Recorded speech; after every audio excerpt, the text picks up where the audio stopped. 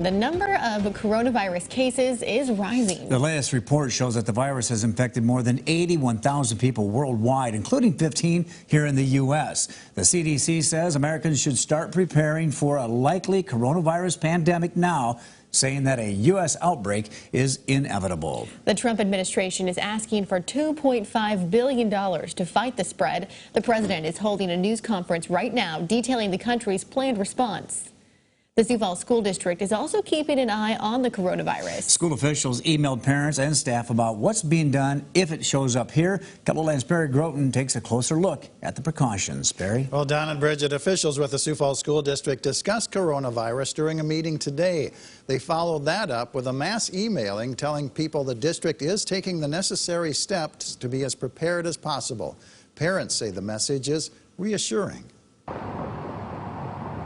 The spread of the coronavirus is a concern among parents in the Sioux Falls School District. A little bit I'm concerned about it because there's people that die from it, and then there's other people that seem to be able to handle it. Nobody seems to know exactly what's going on. The Sioux Falls School District says the flu is more of a concern, but that the coronavirus is very much on their radar. At this point, we're watchful, but we're not panicked.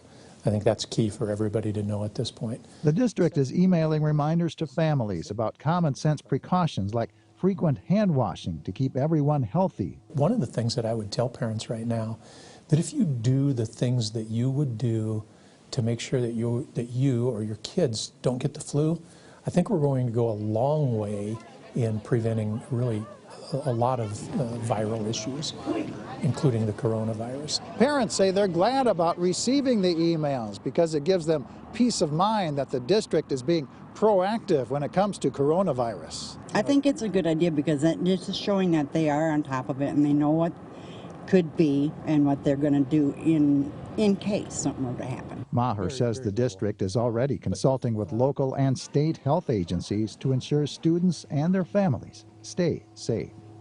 So, Perry, what other options did the district